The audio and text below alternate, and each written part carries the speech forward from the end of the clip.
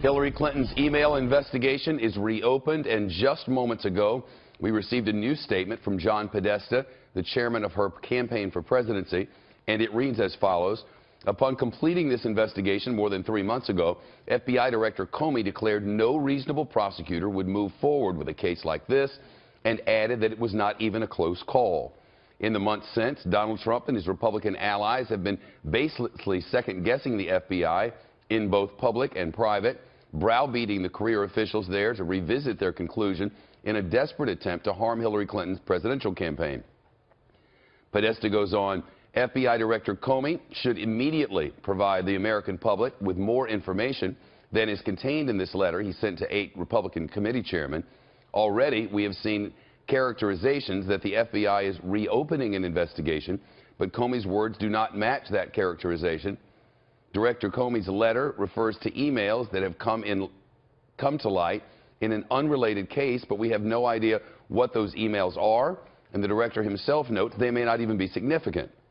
He goes on, it is extraordinary that we would see something like this just 11 days from a presidential election.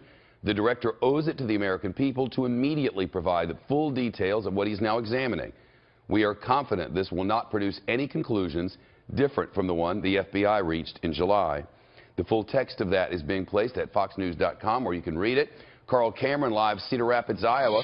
What's the thinking about how this really could upend things, Carl? Well, it's yet to be seen. Certainly from the Trump campaign's perspective, they think this is manna from heaven, a gift.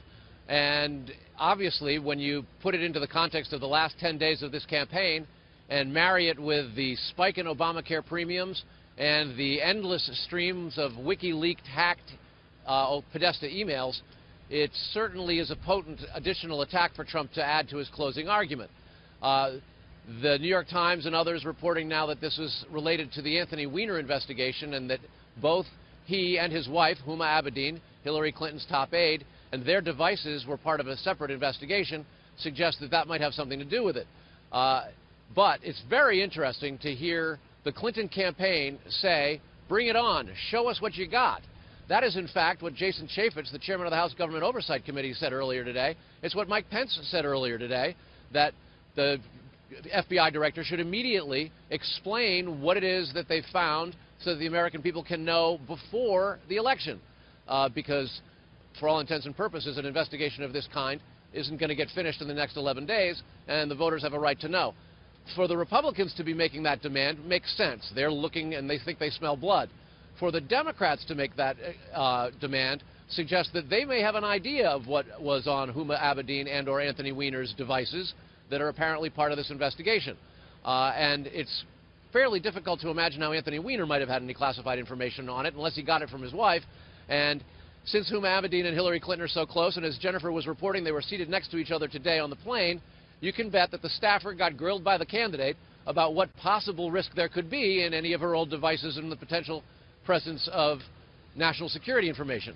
Even if this were to turn out to be a nothing burger, Shep, it is not going to be that way until the election.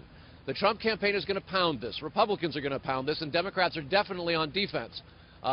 Hillary Clinton's lead was shrinking. It always does when we get to the last 10 or 15 days. The polls always get tighter.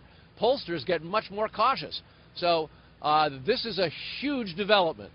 When it's resolved and how it's resolved will be after Election Day. Whether it affects the resolution of Election Day, we'll know in 11 days. Wow. These calls for the release of whatever information they have might make sense on the surface, but Carl, as you well know, this is a serious criminal investigation that, if found guilty, could leave Anthony Weiner in prison for many years. That's not the sort of investigation about which you can make knowledge public, because it's all involved in that investigation. To do so would itself be a crime, depending on how closely related it is to that case. So they really are kind of stuck here.